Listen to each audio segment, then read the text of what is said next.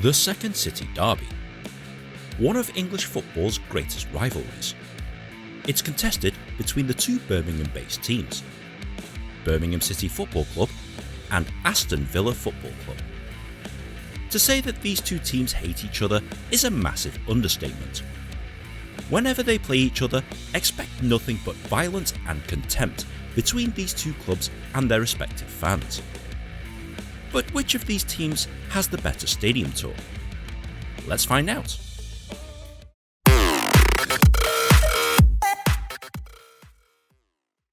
Hi guys, welcome to another episode of Ultimate Bucket List, and I'm here in the Birmingham area to do some of the stadium tours that you guys have been crying out for. If you haven't watched my other videos, do that now. Hint hint, click click. But let's start with the club that's closest to the middle of town. Birmingham City Football Club. Commonly known as just the Blues, they've been around for quite some time.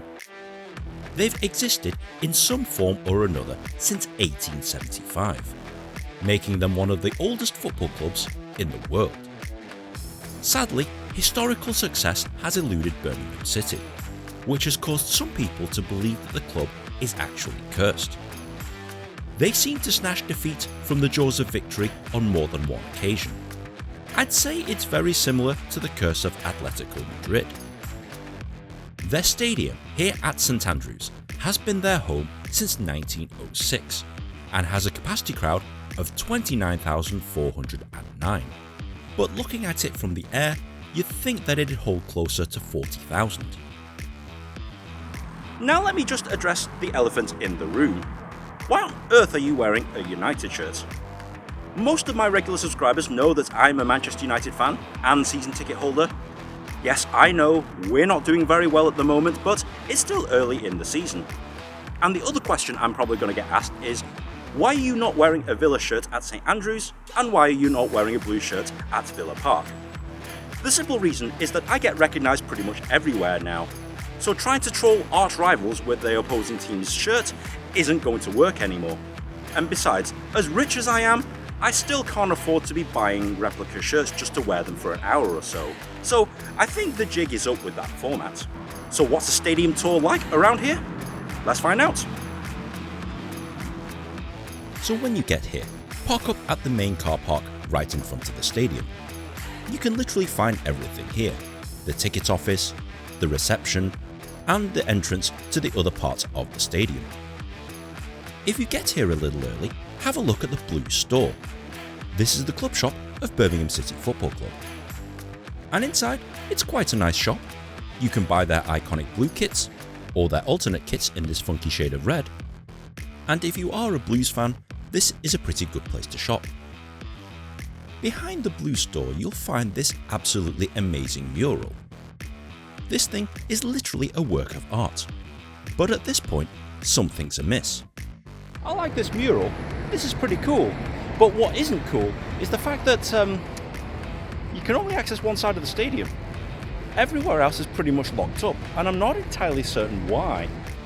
So, because you can't mooch around any other part of the stadium, I guess it's time to check in for the actual stadium tour, which you'll need to do right here in the COP reception. It's a nice enough reception, and here you can view some of the silverware that Birmingham City have won, and why have you displayed that thing? Well, fortunately, there's better memorabilia hidden in the back over there. But anyway, here at reception is where the tour actually begins. This is Malcolm, by the way, and he's our tour guide for today, and he's very good with the kids.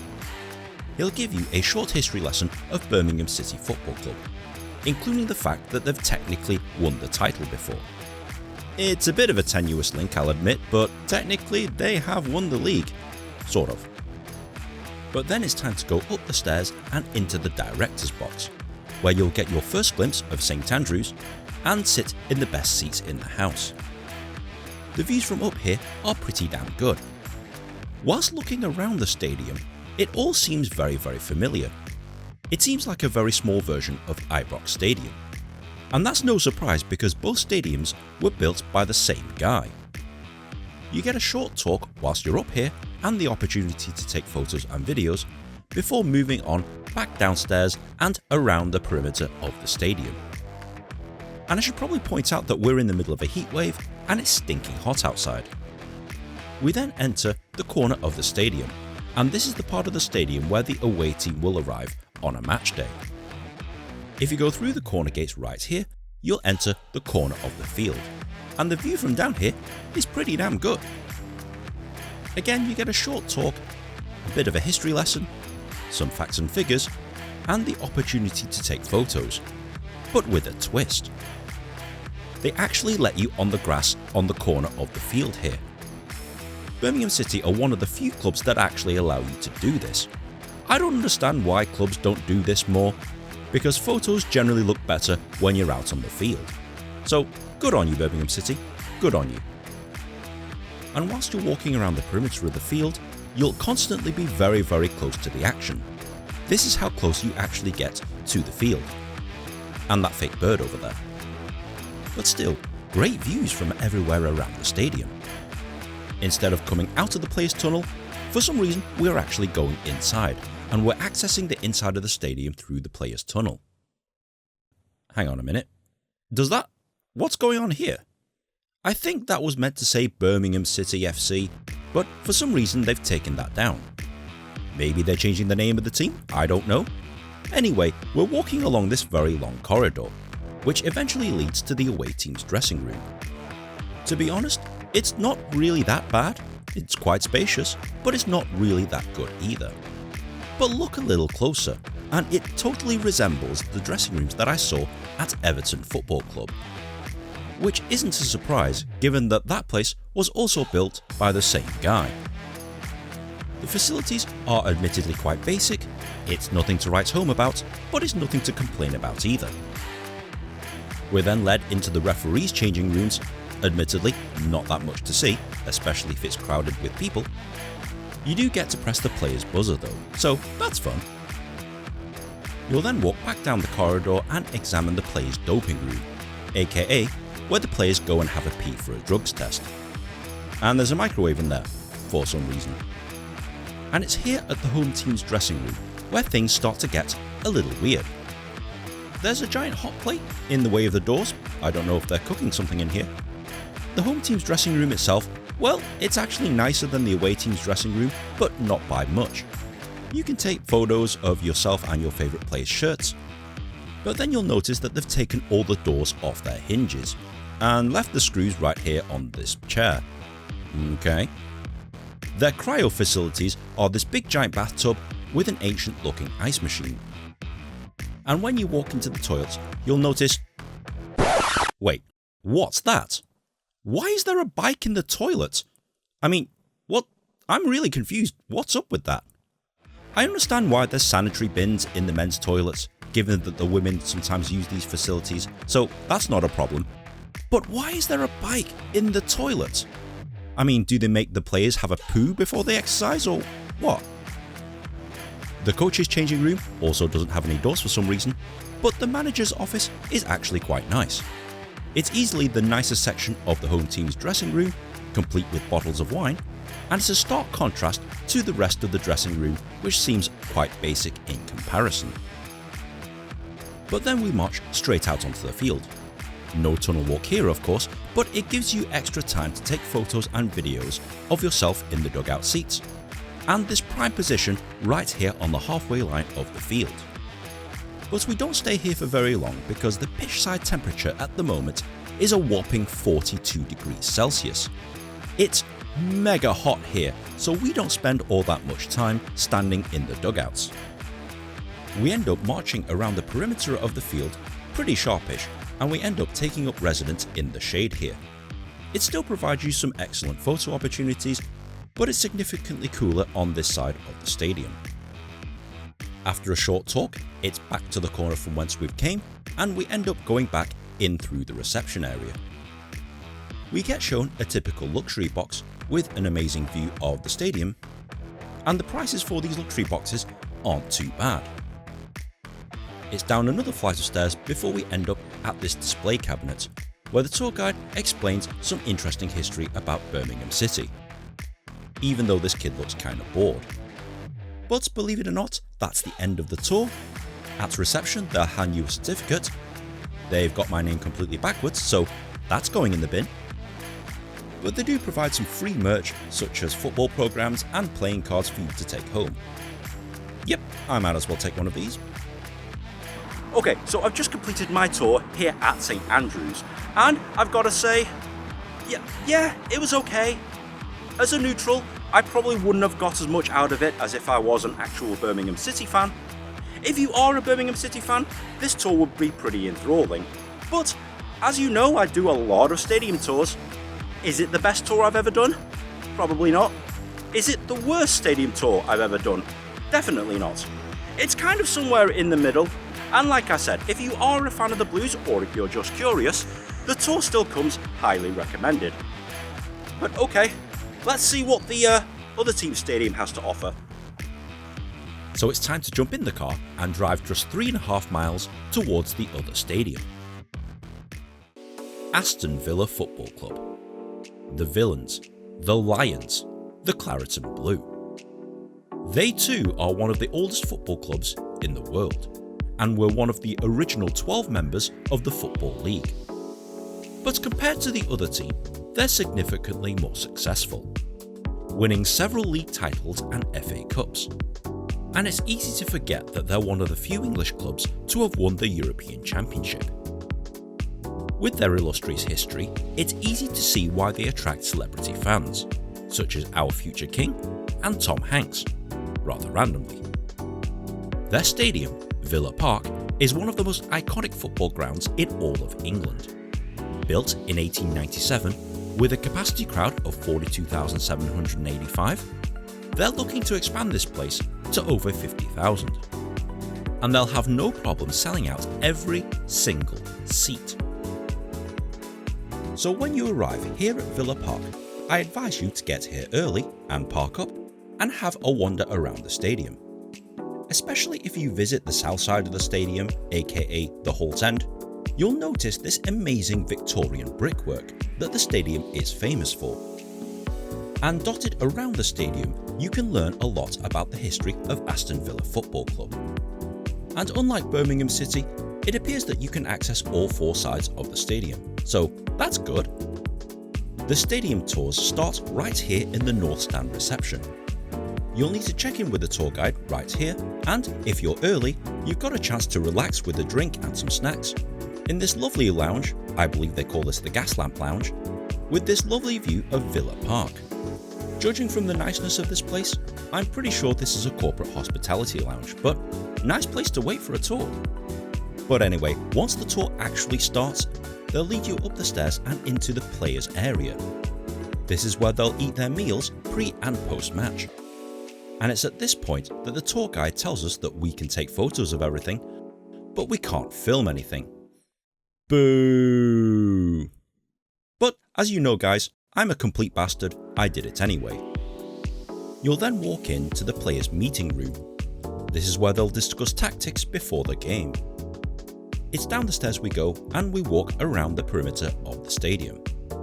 We then come across this iconic statue of none other than William McGregor, the founder of Aston Villa Football Club and arguably the man who was responsible for the formation of the Football League. So the reason why football is the #1 sport in the world is down to this man, from Birmingham. Anyway, we go through the entrance of the Trinity Road reception. It's a fairly modern reception and there's some pretty cool artwork on display. And you'll notice that all the decor here is faux Victorian. They've kept it old style to kind of remind them of their roots. We then enter the 82 Club and the 82 Lounge. Once again, it's a very nice corporate hospitality suite and it comes with some very nice corporate hospitality seats. The view from the 82 Lounge is very nice and you get these lovely padded seats, definitely more comfortable than the crap I sit at Old Trafford. You get some time to take pictures from up here and you do get some lovely views of the pitch and the stands. The North Stand, the Doug Ellis stand at the far side and the famous Holt End, where all the bloodthirsty Villa fans sit. This corner bits right here is full of restaurants that you can actually view the game from whilst having a burger or a pie. But anyway, it's back into the doors we go, around the stadium and into McGregor's Bar. It's a restaurant and bar dedicated to the great William McGregor. In this section, you'll notice that there's some silverware on display.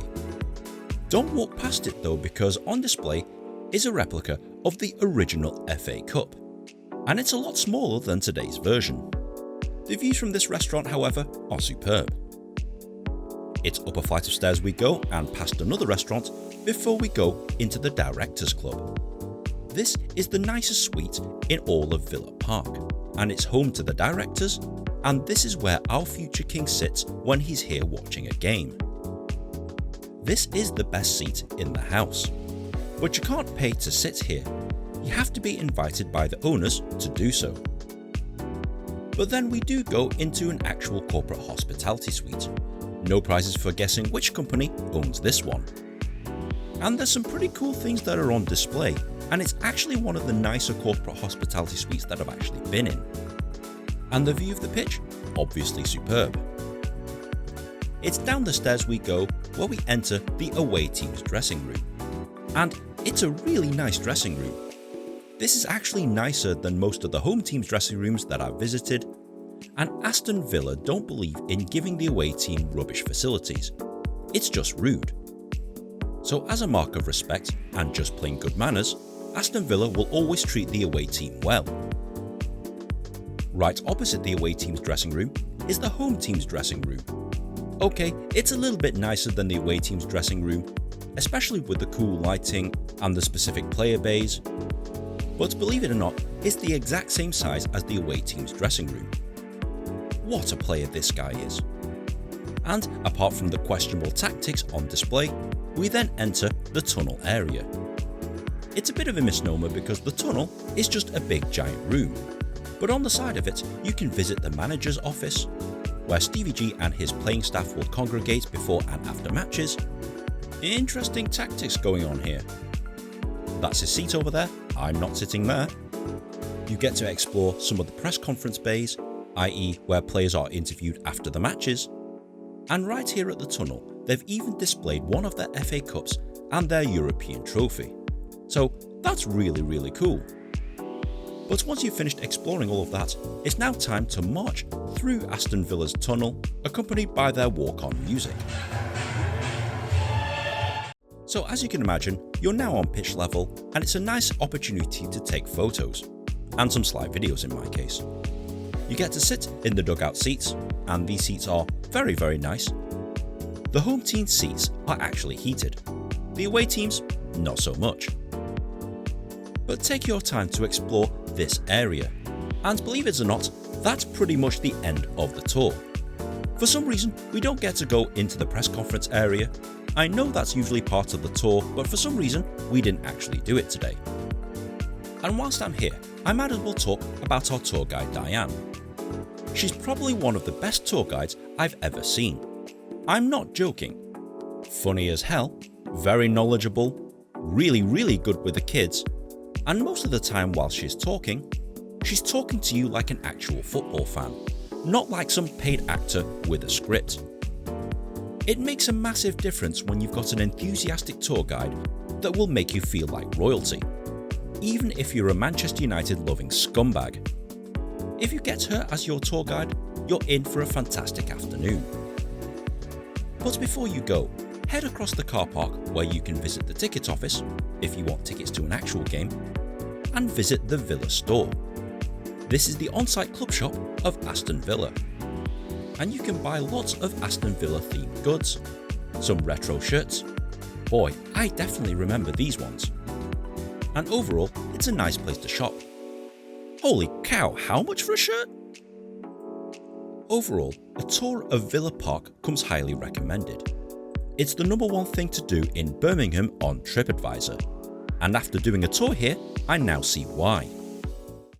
So Nin, if I've only got time to do one stadium tour, do I go to Birmingham City or Aston Villa? Well, it's not really a contest, given that one stadium was under reconstruction, with a goddamn bike in the toilet, and one of them wasn't. But the elephant in the room is that there's a massive gulf between the quality of facilities at both clubs. So naturally, I'd tell you to go to Aston Villa if you're a neutral, but if you're a Birmingham City fan, the tour there isn't bad at all. Whereabouts does this rank in the hierarchy of your stadium tours?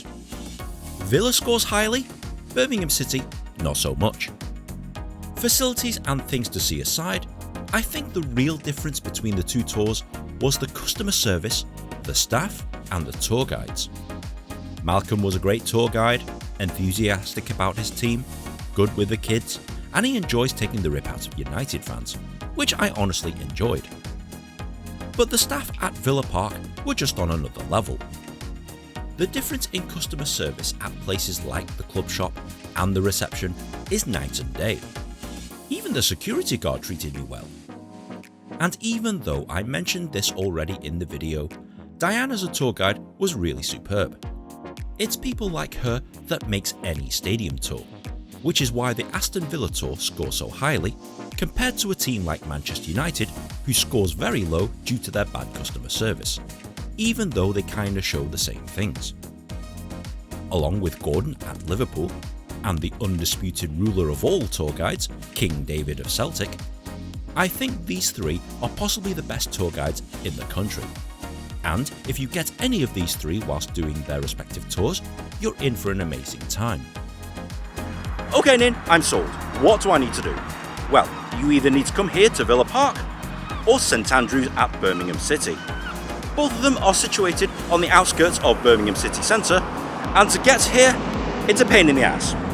Birmingham traffic is notoriously bad, so when you are driving your car, allow for plenty of time just to allow for traffic. You can take taxis and public transport, I'll leave the details on here of course, and if you're a local, of course you can walk here. The cost to do the tours? Off the top of my head, because I'm boiling and I'm sweating in the sun, I don't know, but I'll leave the prices right here on the screen. And is there anything else I need to know? Yes. You will get a few weird glares if you decide to wear a shirt of a different football team, like Manchester United, so be prepared for that. And once again, the traffic is pretty terrible. Just allow yourself plenty of time to get here. Arrive at both stadium tours about half an hour early, and if you are early, meander around the exterior or the club shop, both of which, pretty good. I forgot to mention that Birmingham City generally do their stadium tours in the off-season, whilst Aston Villa tend to do theirs during the season. So doing both of them on the same day is rare.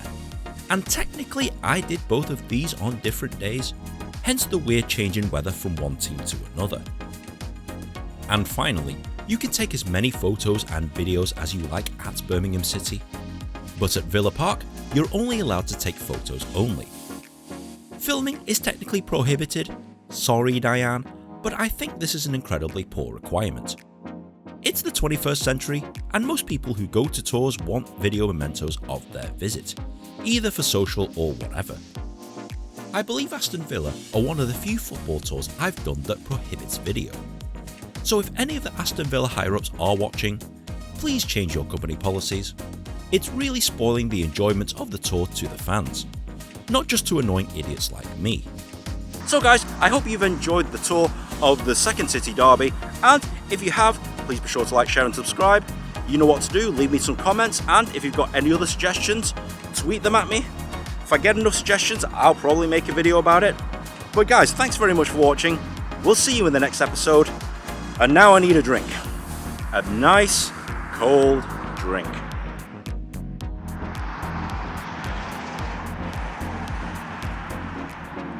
The cost? I completely forgot. I'll leave this. But as a neutral, it's a bit lost on me. I'll admit, I don't really have an opinion on either team. I don't have a bad opinion, I don't have a good opinion. They're just fairly neutral. But if you are a Birmingham City or Aston Villa fan, these tours do come highly recommended.